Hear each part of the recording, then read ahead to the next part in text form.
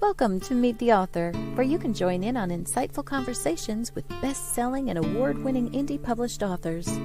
Your hosts today are Rob and Joan, who themselves are indie published authors, book publicists, and paranormal investigators with Tampa Bay Spirits, based in Tampa Bay, Florida. Thanks for dropping by. And now, on with the show. Hi, I'm Rob. And I'm Joan. Whether you're watching this live tonight or if you're watching it live and on a recording later on, I'm really glad that you decided to be our audience. And if you're listening to the audio, we're really happy to have you tune in that way also. Absolutely. My goodness, we have so many people saying hello. Chris Chrisman came in early and said, hi, Rob and Joan online, standing by. You can relax. You can relax now. Yeah. Dave Murray said, good evening, Rob and Joan and Pamela. Joe Conjal said, good evening, Rob and Joan. Hello, Joe. George DeSmuke says, okay, I'm buckling my seatbelt and ready to go. Hi, George. Yeah, it might be a bumpy ride at a certain point. Could be. You never know. Paul Hollis says, good evening, Rob and Joan. Hey, Paul. And Chris Chrisman said, hello, Rob and Joan again. Yes. Hello again. And Marjorie Deering said, hello, happy Wednesday, everybody. Hi, Marjorie, glad that you could make it. And Chris Chrisman says, live on Memorex. Yeah. There, boy, that's a flashback, huh? It is a flashback. So, how are you doing? Good. Okay. Got some news. Okay. Reminders, as always, episode Rewind this Saturday will be Stephen Panis, his episode of Walk On. That's December 21st, and it's 5:30 p.m. Eastern Time here in the U.S., and it's right here where you're watching right now. Also, a week from Saturday is December 28th, and that'll be Jessica Hartfield and her episode. In the meantime, next Wednesday is Christmas Day. We're not going to be here. And the following Wednesday is New Year's Day. No show on New Year's Day either. So nothing to talk about there. Wanted to give you some statistics. Want to hear some statistics? Yeah. Sure. According to Spreaker, our audio downloads have just almost closed in on 113,000. It's 112,885 audio downloads. And we actually have drifted down to only 40% for the U.S. market. It's 60% international now. France is number 2. Bangladesh is number 3. India is number 4. Believe it or not, North Macedonia sounds like a town in Indiana. Welcome, North Macedonia. Hello, North Macedonia. Thank you for listening. Australia is number 6. Spain is number 7, Japan 8, and the Philippines are number 9. Oh, well, welcome to all of you who are listening all around the world and watching all around the world. Now, those are ranked all that have downloaded over 100 episodes in the last 30 days, all those countries. And Chris Chrisman said, that is awesome. It is awesome. We've been really blessed with amazing audience and amazing authors and a really good time. Indeed. And stay tuned to the end of the show because we have a major announcement to make. Hang in here. We do have a big announcement to make. In the meantime, a couple of smaller but very important announcements. Mm-hmm. In Magnolia Bluff world, the pre-order for Jinx Schwartz's The Blue Bonnet Conspiracy is available. That's book 31. So you hop into Amazon and check that out for Magnolia Bluff Crime Chronicles. That releases on the 20th of December. And right now there is a big sale going on for the other 30 books in the series. Magnolia Bluff Crime Chronicles book series holiday sale is in effect until December 21st. What that means is most of the books are 99 cents. One is free, and that's Joe Conjul's Second Chances. You can read that one for free. Just go in there and download it. He took one for the team. He took one for the team, and we're glad he did. Thank you, Joe. And all the other books are 99 cents. So that's 30 of them. If you think about it for a second, you can give somebody the entire thing for $30. Yeah. The entire, and it's worth it. The entire Crime Chronicles book series and gift it to them. That's a pretty good gift, I would say. Or you can just load up your own Kindle. Anyway, that's going to be until the 21st. So hop over there. Joe Conjul said, "Wow, popular all over the world." Indeed. Yeah, it's amazing. It's pretty humbling. Marjorie said, "You two are a wide-ranging influence." And Joe said, "Download Second Chances. Definitely. It's free. It's a really good book. I've read it. I think it's fabulous. It's We've reviewed it. Really good. There's 5 a review. stars. Yep. And Joy. Joy Shelton York is here. Hi, all. Hi, Joy. All right. Yes. Well, that brings us to almost and like we time. said, please stay tuned to the very end of the show because we have a big announcement to make. Right. Now. Oh, wait a minute. When is our next haunted campfire? It's in January. January 19th, am I right? I think that's about right. You didn't it's a write third that Thursday. down. No, I didn't. Okay, it's the last Thursday. Watch our Facebook and LinkedIn, and you'll see it. You'll see it there. Okay, we would like to introduce our guest tonight, but what we're going to do is we're going to show her book trailer. And for all you that are watching live or on YouTube right now, you'll see the words on it. Everybody who's just listening to the audio, I'm sorry, you'll just get the music. So I'd encourage you to go over to the YouTube channels or on Facebook and check it out. But definitely the YouTube channels. Because it's quite a stunning video. There's there's music, miss it. There's music, but no narration. So it's short. It's only a minute long. So, okay, buckle up, everybody.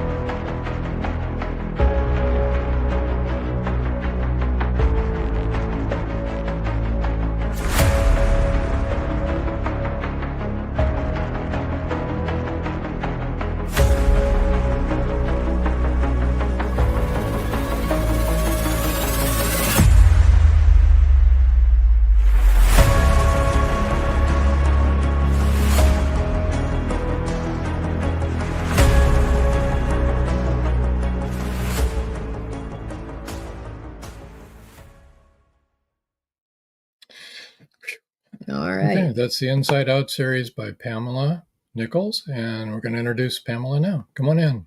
Hi. Hi, Pamela. That's quite a stunning video. Thank you. I had it made for me. I can't say that I did it myself, even though that was my goal. I was going to try, but I just couldn't. Well, they did you right. Yeah, it's remarkable. It really is. We've got a lot of comments. Let's see. Chris Chrisman said, "Welcome, Pamela." Hi, Chris. Then he said, "Wow, powerful. It is powerful." Joe Conjul said, "Very intriguing." Joy Shelton York said, "Powerful." And Paul Hollis said, "Powerful trailer." It is. It's for those of you that couldn't see it, there are some disturbing scenes, but it's real life. Thought-provoking for sure. Yes, it is. It's all things that and encouraging too. So real life. Time, yeah. Dave Murray said that was compelling stuff. Yeah, for real. Let me bring up your brand here. What? You want to take him down? His comment. Oh, sorry. It's okay. Alrighty, let me go back. I know you're new at this, but Yeah.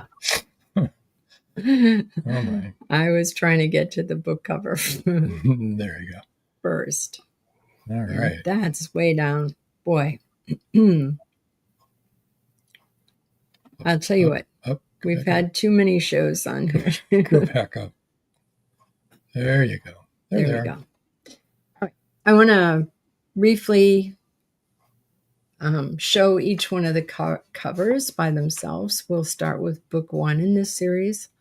Mm-hmm. It's called Necessary Food, and this is part of the Inside Out, which if you were watching the trailer, you understand that it's talking about things that are inside of you that the top of it says there are parts of our story no one else sees. Yep. Very true. And then More Grace is the second one. And Always Never is the third. Hidden Mercy is the fourth. And the book we're going to speak about today is Secret Things. Mm-hmm. Okay. Yeah, so it's been a while since you've been with us. I think it was a year ago, right? Yes. And as she was putting the covers up, I think I spoke about the third book. So 2 since I chatted with you guys, since I met you guys. Right. So can you tell us a little bit about yourself to get us started here? Because there's people that haven't seen you, haven't met you before. Okay, sure. I'm Pamela Nichols. I am a podcast host. I'm an author. I'm an editor.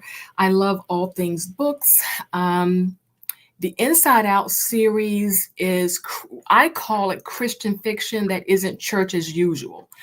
There are a number of people who have really severe trauma or some spiritual bad things have happened to them spiritually, and they don't have that white picket fence kind of relationship with God, or that white picket fence spirituality, and sometimes they feel left out.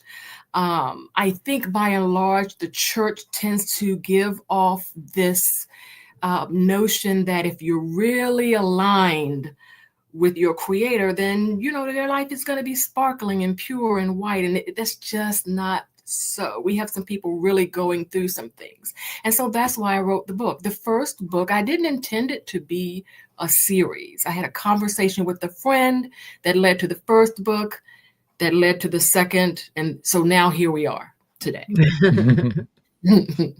Well, let me say, too, that that isn't even the Christian walk. It shouldn't be.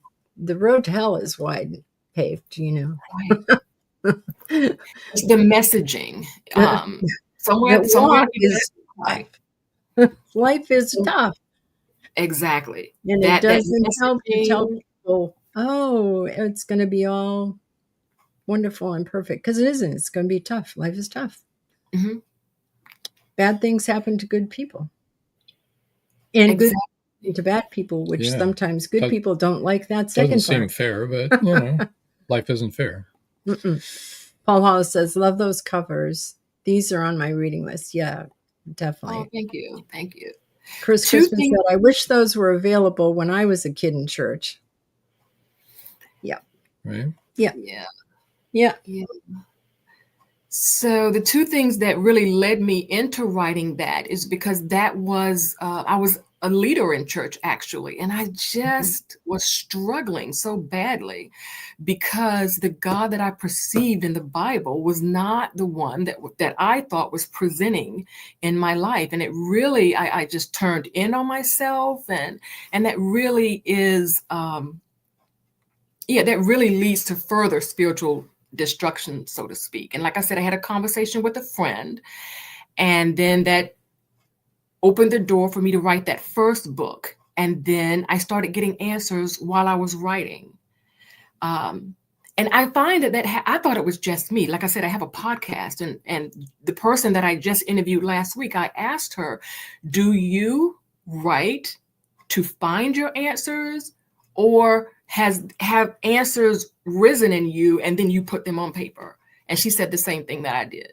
She has a thought, she has a question, and she works it out on the page. Yeah, definitely. Yeah. And it's going to be different for everyone, right? Oh, yes.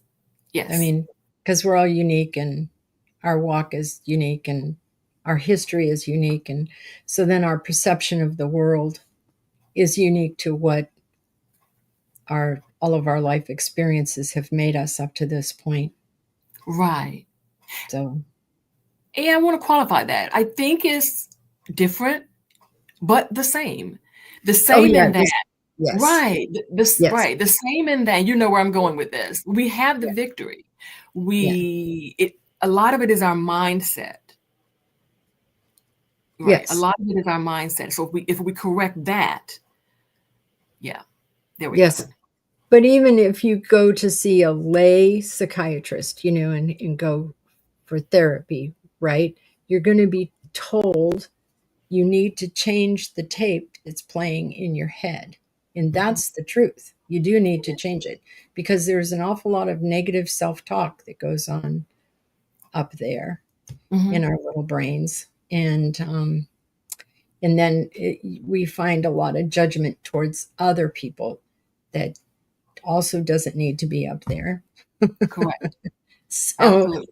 There's just a whole lot of stuff going on up there that needs to be flipped, turned. And by unique, I mean, so it's going to be different for each person, what they're dealing with and how they deal with it and what brought them to whatever point they're in right now. Exactly. I agree. Yeah. Absolutely. Because we all have problems. Gosh, yes. No, life is just wonderful. So this is the last book in the series, right? It is. Okay. Can you give us a little idea what it's about without giving the whole thing away? I know you're going to be reading some of it after our first break here. Okay. If you can give us a little overview, that'd be great. Okay, so the whole overview for the series is actually the thoughts that we think that are, and particularly the thoughts that we think about God. And then secondary, the thoughts that we think about ourselves. That is what is taking us on this path that we're on. So the first book is about a young lady with an eating disorder. I want to start from books 1 to 4 so you can understand. Oh, absolutely. Absolutely. Okay. And so that is the book that started with my conversation with a friend of mine. We were out having lunch and I noticed she was barely eating. And I initially thought, well, maybe she doesn't want to eat with me. Negative thinking. Maybe she doesn't want to eat here, where the place that I chose. More negative thinking. But I had the presence of mind to ask her, what's going on? You don't want to be here? What up? And then she says, no, it's not that. And she said to me, I'm recovering from an eating disorder. The very first, and I'm embarrassed to say it, the very first thought I had was, Black people don't have eating disorders. And that is where the idea for that book came from. That is a fallacy. That is something that is not true. And in book 1, I call it Necessary Food. There is a young lady who is Black who has an eating disorder. Because that is so veiled in secrecy, people who suffer from eating disorder, they're very secretive. But there happens to be a coworker of hers who is white, who has recovered by the grace of God from an eating disorder, and she recognizes the signs. She's trying to help her. The other young lady won't accept her help. She doesn't see it as help. She sees it as this white woman trying to take my job. And again, she literally says the inner comment that I had. Black people don't get eating disorders. And that is where that story is shifting. I just wanted to get that out of my heart onto the page. I had no idea I'd be writing another story. One of the side characters in that just blew up. So I took all of that part out, put it in another document, finished the book. I realized I had a whole nother story because this young lady had depression. And at the time, I was working on my heart, in my mind, how God feels about people who are in so much pain that they make the ultimate choice. They choose to end their life. And the year that I wrote that, it's still happening now, but the year that I wrote that, it seemed that we had back to back to back celebrities making that choice. It seemed like every time we turned around. I remember it was Kate Spade, and it was just several of them back to back. So I had that in my brain while I was writing that, and I was trying to work out how I felt. So book 2, More Grace, it deals with the Christian response to suicide, depression, and the decision that sometimes comes from that. So if you have 2 books, that's not in the series. So then I was forced to come up with a 3rd book. And that's about domestic violence and spiritual abuse. We have a man who grew up, this young man on the cover, he grew up as a child watching his pastor father beat his wife. That's what I read last time I was here with you guys. And he then grows up. He leaves the faith. His father dies. The church elders call him back to take over that church. When placed in the same predicament, same set of circumstances as his father, he behaves the same way his father does. He starts beating his wife. So we work through that. Book 4, because I'm a former journalist and I still am a news head. Here in Virginia, where I live, we had 2 instances of workplace violence that resulted in death. I think it was like within 6 or 7 months. And so in this story, this gentleman, they've been married, they're in their 50s, they've been married for a long time, had a solid marriage, leaders in their church. When his wife dies in workplace violence, he gets her phone back and discovers she had a whole nother life that he knew nothing about.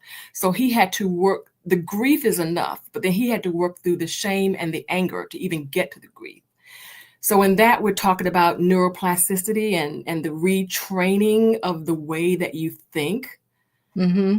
So I said all that to say, the tagline for all of this is the Inside Out series. Real change happens from the inside out.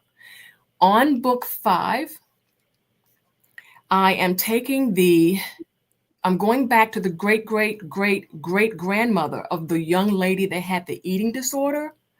She appears in this book, and something happens in her life, and she makes a decision based on the fact that she really believes her life would be better if she looked different than she did now. That action and that thought and that behavior is what comes down through their ancestral line to this young girl who has the eating disorder. So I'm actually circling wagons. And I got the idea from that because in my personal life, there are some things going on, and God revealed to me that this is not you. This didn't start with you. This is your great, great, great, great something. And this is how your family has chosen to respond and behave. And this is why it's showing up in your life. But this is what you need to do to correct it. So it's another situation where I'm working out something in my life on the page. So that's what that's about. That is why I have that artwork, that cover, because we are unknowingly passing down things, both good and bad, to our children and future generations. So that's what that's about. Chris Chrisman says that's an important message for all of us, for all. And Connie Clary says, hello, everyone. Hi, hello, Connie. Joe Conjal says, hi, Pamela. Are your stories based on people you've met over your life? Only the first one. And she's not even that character. Just I took that first story from that true situation. None of the others. One thing is like you start walking and the door opens. So then you walk through it, you know. Mm-hmm. Mm-hmm. Okay. We need to take our first break. don't anybody go away. Everybody stay until the end of the show, please. We do have a special announcement then. And also, Pamela's got a lot of good stuff to talk about here, and she's going to read for us in a minute. So stay tuned. Don't go away. This novel, set against the backdrop of the English Civil War, explores love and survival amidst the chaos of war. It combines historical events with personal narratives, highlighting the impact of conflict on individuals and families. England, 1642. When bloody civil war breaks out between the king and parliament, families and communities are driven by different allegiances. Red Winter Journey is a sweeping tale of adventure and loss, sacrifice and love, with a unique and unforgettable story of a mother's love for her son at its heart. A historic journey of twists, turns, and a dash of spirited passion. I finished reading the book a couple of days ago. It was a great read. The plot was indeed compelling, and I loved the conclusion. What I particularly enjoy in Paul's novels is his vivid recounting of historical details as to the social and cultural sides at the time. His characters are very likable and relatable. It's 1919, and Eric Laska returns from the war in Europe. Two new enemies await him in the small, coal mining town he calls home. One is a threat to his relationship with Rebecca, the love of his life. The other, a bloodthirsty beast, is stalking the mining town residents. The townspeople suspect Eric of one of the killings. An old man and Rebecca's 11-year-old sister have seen the beast, but only Eric believes their story. To protect the town and clear his name, he's forced to prove the werewolf exists. Available on Amazon. The Horror Within by Marjorie Swift Doring.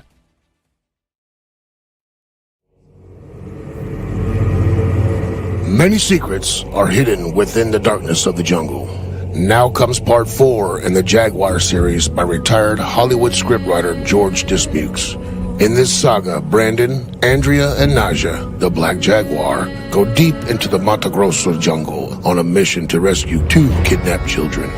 During their journey, they encounter many dangers, including Yanomami Indians, bent on revenge for the murder of one of their warriors.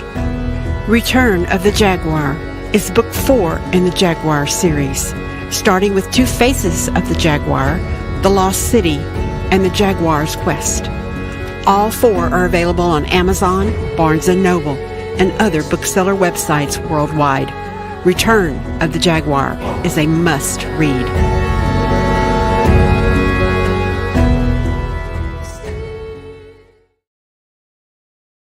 And we're back. We are. Dave Murray has a good question. He said, how often are we doomed to behave like our parents? How often can we learn from their mistakes and do better, do you think? I think we can learn. The trick to that is to recognize the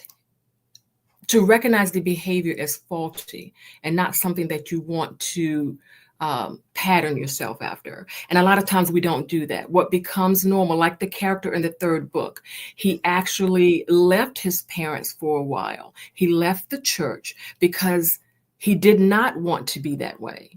You know, he did think it was normal. He went away, came back, and fell right back into it. I was talking to someone the other day, and she said, as she was growing up, she noticed certain behaviors in her mother and aunts, the women in her family. And when she saw them doing certain things, she would always hear a voice say, that's not correct. So some of us don't have that. We just accept it as rote. This is how it is. This is how it's going to be. And then later on, we discover this is not correct. And then we take corrective action. I'm not sure if I answered that, but yes, you can overcome it once. It's a 2-step. You have to, because you're not going to want to change it if you think it's normal, if you think it's customary. Right. And if you don't believe it, you can't change it. Right. You can't fix a problem if you don't know there's a problem. Exactly. So once you know there's a problem, then you have to then move forward into the change. So Chris Chrisman said, I made a deliberate choice to not to act like my father as a young child, 10 years old. But what you were saying about the woman that heard the voice that said that's not correct, when I was growing up, things would happen, and I would hear a voice say, how does that make you feel when that happens to you? Things that my parents did. And I would say how it made me feel. And then I was told, and how would you prefer your parents to treat you? And I would talk to that voice and say, this is what I do. And then he said, remember this when you're a mom and you have children. And that was about the same age, Chris, when I was about 10 years old. So the Holy Spirit was there speaking to me, saying, how does this feel? How would you rather have it?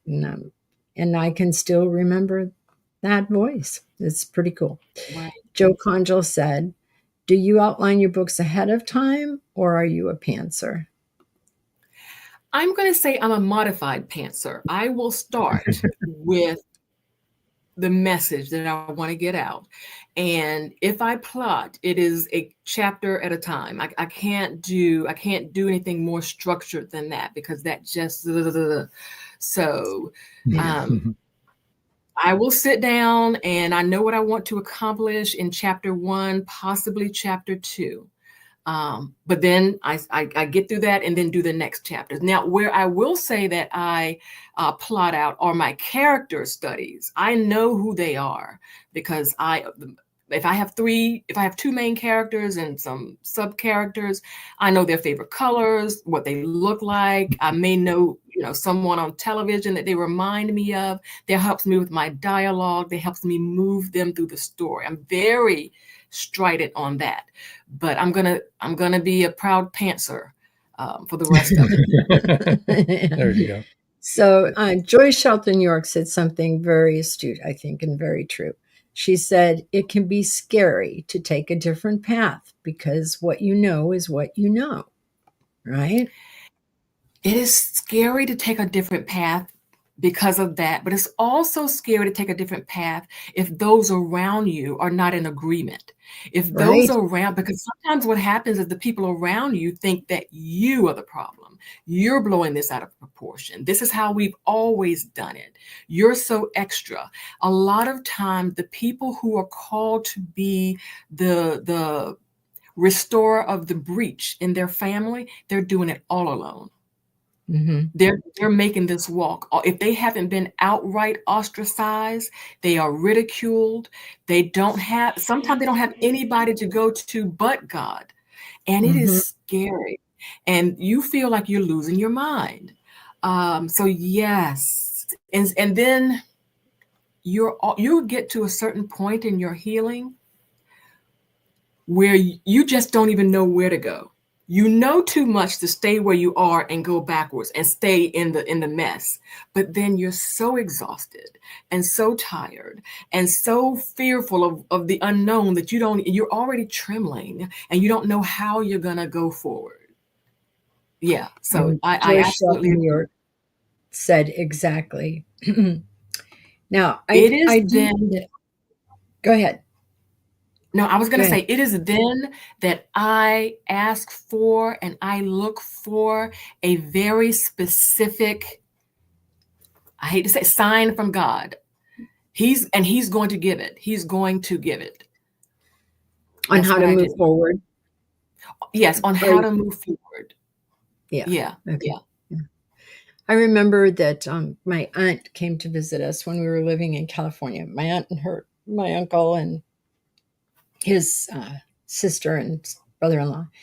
And we were talking about the family and everything. And I'd come through so much. I think this happens sometimes, that you assume that everybody else can see what you see, right? And so I said to my aunt something about, well, we did come, because she was talking about family stuff, which was so dysfunctional. And I said, well, we come from a dysfunctional family. And she turned, she looked at me and she said, no, we don't. And I said, oh, yeah, we do. Oh. But I do think that's what you were just talking about. Your family doesn't think it's dysfunction. They think that's the way life is. This is how you operate. This is how a family operates. And, That's true.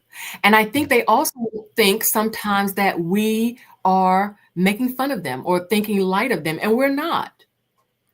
Your heart is heavy because you want them to come into the knowledge that you have so that they can also get free. And I'm just going to be honest, there has been some prior aught that I held against my mother. But the closer I get to my healing, the more I release her of that. I absolutely understand, not condone it, but absolutely understand why she did some of the things that she did. Right. Yeah. Would you like to read now before our next break? Would that be good? Is it a good time for you? Oh, wait a minute. Dave Murray has. Oh, it's good. It's a failure to communicate both ways fully. That's true, but here, go up one. Dave Murray said, living in the eye of a hurricane in a dysfunctional family. Right. Yeah. Yeah. Okay, yeah, if you want to read now would be a good time, I think. Sure. I have it on my computer right here. I'm going to read it straight from here. Okay, hold on. Okay. The neon sign outside Sutton's table glowed faintly against the night sky. Nestled on the waterfront of elegant Old Town, the restaurant combined refinement and charm, a place where businessmen and artistic types gathered to form alliances and to let down their guards. Inside, a symphony of clinking glasses, muted laughter, and soft jazz filled the air, competing with the aroma of garlic, rosemary, and seared lamb. The restaurant's understated elegance perfectly mirrored its owner, Kara Sutton. While she worked the maitre d' station, Kara wore her signature tailored navy dress with a string of pearls. This evening, she stood over the stove, stirring a pot of lemon herb risotto, her auburn hair gathered at the nape of her neck. Mark, the head host, rushed in, his usually calm demeanor replaced by a look of urgency. He leaned toward her, lowering his voice theatrically. Gabriel Abdon is here and he wants to speak with you, he said, his voice barely above a whisper. Table 5. He nodded toward the dining room, then quickly returned to his duties at the front of the restaurant. The Gabriel Abdon, the well-known food critic in her establishment? His reputation was legendary. A glowing review from him could catapult a restaurant to heights of prestige, while a harsh critique was a certain death knell. She recalled a particularly brutal review he'd written about Saffron and Rose, calling their signature pot roast a misguided science experiment with the consistency of glue. The restaurant closed within 6 months. Handing her spoon to Daphne, the kitchen manager, Kara ducked down the hallway to freshen up. After splashing cool water onto her delicate, freckle-dusted face and smoothing her white uniform, she slicked an errant strand of hair back into her bun. She took a breath and peeked through the curtain at the left side of the dining area, where she had a full view of table 5. He was tall and thin with a commanding presence.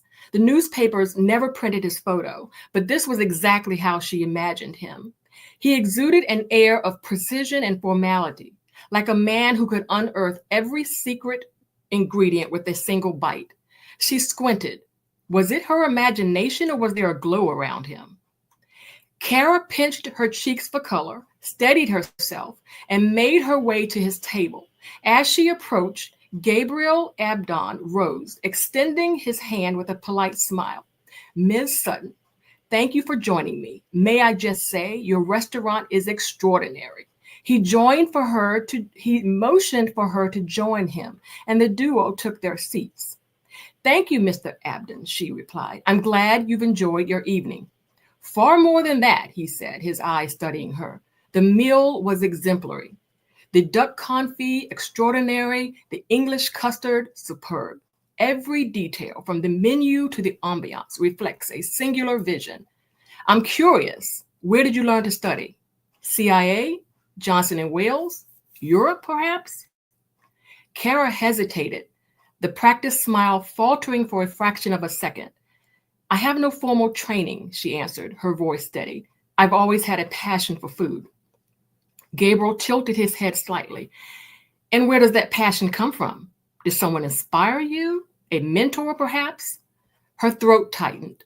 Memories she had long suppressed began to surface, dancing at the edge of her mind. Avi's steady hands shaping the bread dough, her soft voice explaining the difference between thyme and sage. But they were scenes from another life, a life Kara had erased decades ago. "My mother taught me the basics," she said finally, her voice measured. "She could make magic with the simplest ingredients. She must be proud of what you've built." His tone was genuinely warm. Kara's smile faltered. "She passed away a long time ago." "I'm sorry to hear that." Gabriel's eyes lingered on her, as though expecting something unsaid. "Clearly you carry her legacy." Kara nodded but didn't respond. The words lodged in her throat. Her mother's legacy was something she tried for years to suppress. She left everything behind, her name, her heritage, her identity, to create this life. And she'd done well. But lately, cracks had begun to form in the carefully constructed facade. It began as a simmer. The nightmares that had long gone dormant returned. The boots kicking the door in, the murder of her father and baby brother as she, her mother, and twin brother fled out the back door into the woods. It caramelized at 17 when she left home and transformed herself from Cora, the descendants of slaves, into Kara, an elite restaurateur and businesswoman. It boiled over when Stephen filed for divorce, citing her emotional distance and refusal to have children. Gabriel's voice, slow and soothing, pulled her from her memories. "It's remarkable, really, that you've accomplished this without formal training. Your talent is divine, Miss Sutton." "Thank you," she said, shifting her weight slightly. "But I've worked hard for everything I have. Talent only takes you so far." He leaned back in his chair, a thoughtful smile playing on his lips. "True. But there's something more here, isn't there? There's a depth to your cooking that can't be taught." Kara froze, unsettled by an unnamed tension. There was something about him, something she couldn't quite place. His tone was gentle, almost reverent, yet he seemed to see through her, as though he already knew her. "Excuse me," she said abruptly, rising from her chair. "I should check on the kitchen." Gabriel stood as well, bowing his head slightly. "Of course. Thank you for your time, Miss Sutton. Your restaurant is a gift to this city." He paused. "You are a gift." She murmured her thanks and retreated, leaving him standing at the table. She returned to the restroom, leaning against the sink, pressed a hand to her chest, willing herself calm. Breathe, breathe. She couldn't afford to let memories resurface. Not now, not ever. An hour later, she was seated in her office, managing the day's receipts, when there was a light knock at the door. Before she could answer, she looked up to find Gabriel standing at her desk. "May I help you, Mr. Abden?" "I have a 10 p.m. flight home," he said. "My review will be complimentary. I cannot deny that. However, I believe your story would enhance the piece." He handed her a business card, "If you would care to discuss." "Again, thank you for your hospitality." Kara reached for the card, her eyes catching the faint shimmer of the embossed lettering. Gabriel Abden, Observer of Grace. She felt a chill as she traced the words with her thumb. "Have a safe trip, Mr. Abden." She looked up, but he was already gone. Wow. That was quite a confrontation, wasn't it? It was. It was. And just a little spoiler alert, he's actually an angel. Well, yes, we because guessed we it. got that from his name. Yes. Okay. Okay. Yes. And the I fact am The glow that she noticed. and the grace. Yes. Yes. Mhm. And the Yes. grace. Okay. Excellent. Excellent. Yeah. I am a firm believer that when you start looking for, when you start becoming aware that something is not right, God will start putting things around you, but you have to notice it. Yeah. Marjorie Deering said, wonderful reading and writing. I felt like the proverbial fly on the wall, taking all of it in. Yeah. And didn't it make you hungry too, Marjorie? I mean, the food sounded really, really good. Yeah, it did. Joe Conjal said, great reading. Joyce Shelton Rock. Thank you. Joyce Shelton York said, amazing reading. Yeah, Thank that was you. a very good read. I love it that he's an angel, but yes, Yeah, that's cool. considering his name, both his Mhm. names, his first and his Both last of them. name, both angels. Well, we need to take our last break. And when we come back, we'll tell everybody where to reach you and also what else you got going on in the future, hopefully. All right. So sit tight, everybody. Don't go away. The clock is ticking. Can Gracie uncover the truth? Philip Pliant is the wealthy opportunist plastics dealer and CEO of Pliant Industries. He's also a master thief, creating a pervasive threat to the manufacturing infrastructure in the Caribbean islands markets. With the cartel as his stealth client, the naive city leaders have been seduced, enabling the production of more than three-dimensional building materials. The expected profits are monstrous. Is the art group, now led by Gracie and the family heirs, strong enough to win against this predator? Can JJ's cats act on the root cause analysis in time? Will Gracie be able to squash Pliant and the cartels? Gracie never considered their lives would hang in the balance. The clock is ticking. 5, 4, 3.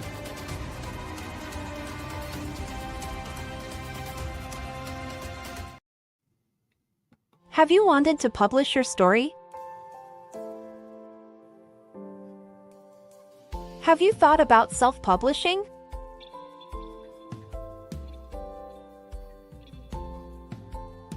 Today is your day.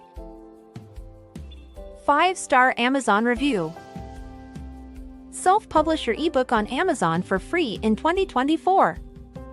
This ebook is available on Amazon by Becca L. Jones.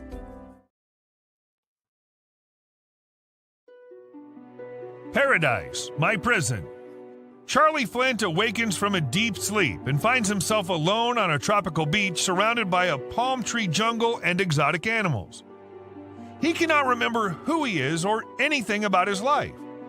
First, he must find food and build shelter and protect himself from hidden dangers. As his memory gradually returns, it reveals what a very flawed person he is. A man who made too many mistakes, made too many enemies. The implications of the truth are staggering. How did Charlie get there? And will he save himself?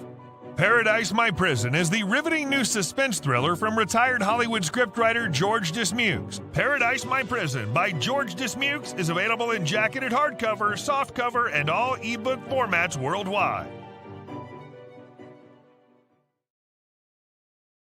And we're back. We are. Joe Conjal has a question. What kinds of marketing do you do for your books? What has been the most effective and the least? I'm going to say the least is Facebook ads. And I'm saying that because I don't do that. The way the Facebook algorithm goes, I personally feel like that's just money down the toilet.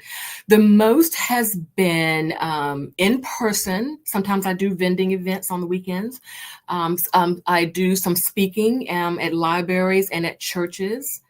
And what I'm going to start doing in 2025 is like partnering with other writers. So those have been the most lucrative. Yes. Well, we partner with other writers and we think it's the best. Yeah.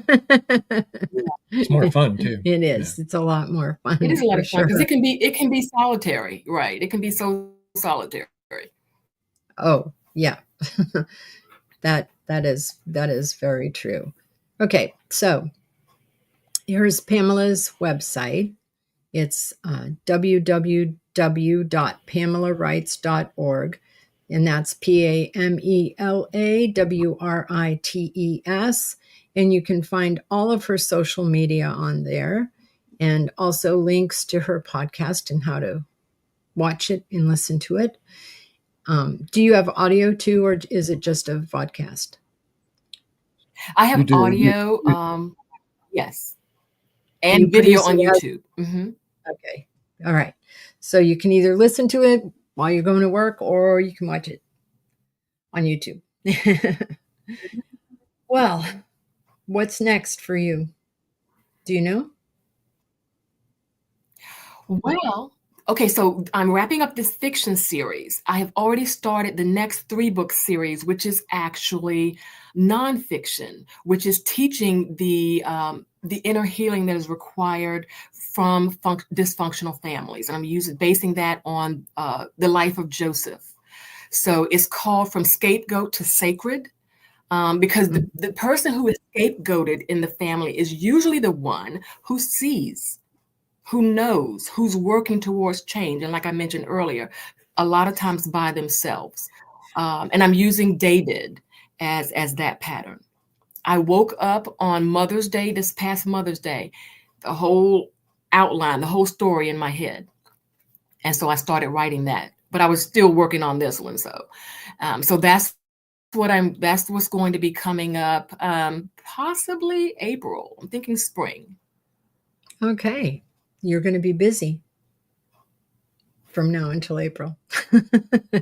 Yeah. For sure. Well, I think it's getting late, so we probably should make our big announcement that in this past November, as you know, we're broadcast on WLFEDB. The station manager told us that WLFEDB would be off the air at the end of this year. So at that time, we decided to,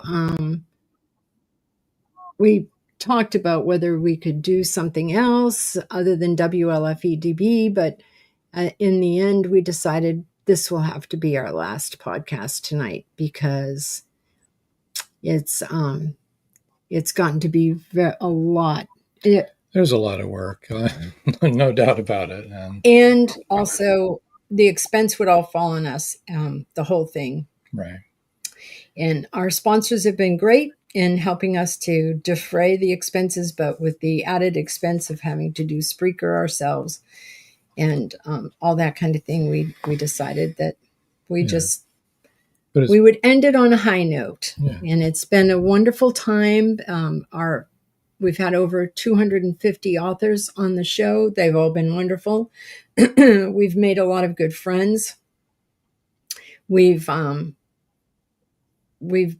honored and privileged to have the audience and the authors that we have had on. And it's been wonderful.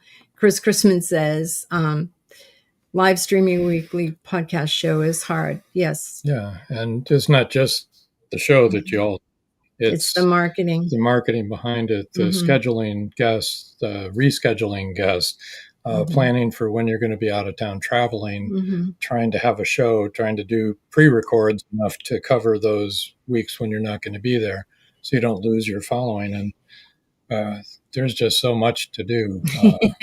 It's just gotten too heavy of a load. So Joe Conchel said, I will miss you in the show. You have both done amazing work helping to promote indie authors. Thank you so much for all of your efforts and support. You are so welcome. And we will miss meeting with all of you every week too. It's become like a family and we'll miss you a lot. But we will still be doing the Haunted Campfire. Are you proud of me? I remember the title of our other podcast. This is the first time. I know. That's great. I know. We'll still be doing that podcast at the end of every month, the last Thursday of every month. Joyce Shelton, Paul Hollis says, "Oh no, say it ain't so. Joe, you two have to be a tremendous bright light in our lives." Oh, thanks. Joyce Shelton New York said, "Thank you both for all the wonderful things you have done to support so many authors. I have learned so much and enjoyed you both." Well, we know we love you, Joy. You can still see Joy on our other podcast every month. Dave Murray said, "I came very late to the show, but I've loved it and will miss you both and the show." Same, Dave. Yeah. Marjorie Deering said, "Your decision is certainly understandable, but a sad development. One of those things, dang it, you are going to be so missed, Robin Joan." Well, you watch our other podcasts, so we'll still be seeing you, I know. Chris Chrisman says, "Yes, thank you, Robin Joan. My interviews with you are the highlight of my author life so far." Thank you. That's sweet. Oh, George Dismuke says, "Words, I don't have the words." Oh. Well, we have made friends for life, that's for sure. Yes. You all know I wear my emotions on my sleeve, and so now I'm going to cry. But I do think it's the right thing and it's the right move for us. We're going to show you where to get in touch with us. Oh, yeah. Good idea. If you would do that. As long as you aren't going to send us a bill. Just kidding. Okay. This is our main website for us, indiebooksource.com. And there's a whole thing on Magnolia Bluff Crime Chronicles on there. There's authors that we have been promoting over the years, showing their books. And we'll still be promoting them. Meet the Author podcast. All the audios are there and links to the videos and so on. There's a lot there. And our other one, which is probably going to phase out over the next year, is carternovels.com, and that's got our own series on it. But it's too expensive to keep two websites going, so we'll probably only keep one going. We're going to have to get rid of one. On Facebook, we have too many pages. Carter Novels, Indie Bookstores, Meet the Author podcast, The Reading Shop, Robin Joan Carter, and the O'Rourke series. Those are our... This is part of the reason why we're so busy and why we have to say, That's crazy. I don't think so. I do. Maybe. Okay, and on LinkedIn, we only have one, and that's RC and JP Carter. You can search us there and find us. Instagram, automatically, we never go there. That's all a bot that goes there and posts on Instagram, but you can go see what we got there at Carter Novels. And on Blue Sky, we just started on Blue Sky, and actually we're enjoying that. For me, it's mainly at Carter Novels, and for Joan, it's at Joan Carter 1976. And for YouTube, our YouTube channel, just put in at Meet the Author podcast, and you'll find us. You'll come right to it. Yeah. It's hard to find people on there, but that's the easiest way to do it. But do at Meet the Author podcast, and you'll find it, and you'll be able to, if you haven't seen all of our wonderful authors, you can see them all there. We're going to keep that running and going, and Paul Rushworth Brown interviews will still produce that on there. And as we said, we're busy. We'll still produce that. Interviews from Down Under. We will also, what else will we have up there? Oh, yeah, every Saturday we're going to do Author Rewind for as long as we can. Yeah, at least finish out everybody's that has had all the way through episode 186. So that'll take us probably until the middle of the year for that. But because I'm not sure, I think we're on like 145 or something like that. Joe Conjal said, "Sad news, but a great show tonight to go out on." Yeah, we chose Pamela on purpose. For that reason. Thank you, Pamela, and of course, Robin Joan. Joy Shelton, New York said, "Enjoyed meeting you, Pamela." I knew you. Nice meeting you, Joy. Well. Chris Chrisman says, "Thank you, Pamela. Looking forward to reading your series." Thank you. Marjorie said Rob will have to put in guest appearances on Campfire Tales. Yes, anybody, you know what? Yeah, we Campfire can do that. Tales, anyone's open to come on that. Sure. And also, if you're missing us, you can watch us once a month on Thursday night. There you go. On Onto Campfire Tales. Onto Campfire Tales, and we'll be putting that on probably our YouTube and also on Tampa Bay Spirits Facebook page. And Chris Chrisman said, I prefer producing the shows from behind the curtain, much easier. Especially in Oz. Yeah. Paul Hollis says, thank you for another wonderful, informative show. You've made me a better writer. Thank you, Rob, Joan, and Pamela. Thank you guys. Paul, you talk about making people better writers, Paul Hollis. He's an amazing writer, Mr. and he's Influence. helped us all. Yes, yes. And Dave Murray said, yes, Pamela, you are a talented writer. And so are thank you. you. Yeah. Dave has quite a story to tell himself in his book. Chris Chrisman says, Zardoz lives, Rob, thanks. And Joe Conjal said, do a Meet the Authors anniversary show next year on Haunted Campfire Podcast. Yeah, you know, no, I did not talk to Rob about this at all. And so this will surprise him as much as it's going to surprise you. That would be surprising. But I think every once in a while we might do a YouTube podcast. I might do something. Yeah. So, you know, when somebody has really something they want to get out there, and keep in touch with us on Facebook and everywhere else. Email us once in a while. That'd be great. Please do keep in touch. CarterNovels@AOL.com. Yes, we still have AOL. Yeah, because we're old. That's another reason why we need to slow down. Chris Chrisman says, yeah, once a year reunion show. Right. I'll be 78 March 17th. And it's like, maybe I could retire from a few things before I turn 80. There you go. All right. Be nice. Well, if that's all. I think it is. Everybody go to Magnolia Bluff Crime Chronicles on Amazon and order the whole series. And there's another comment. Buy all of Pamela's books and all of our books too. That'd be great. Oh, the pain. I know. George got me with his remark.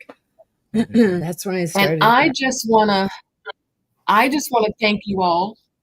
I want to thank you all for what you've done for indie authors, and I'm so honored to have been your last guest, guys.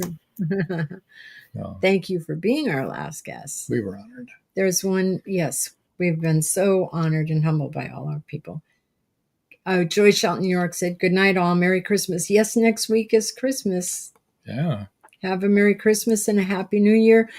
And may 2025 be a really blessed year. Let's hope for it. Let's hope for a good year. Right?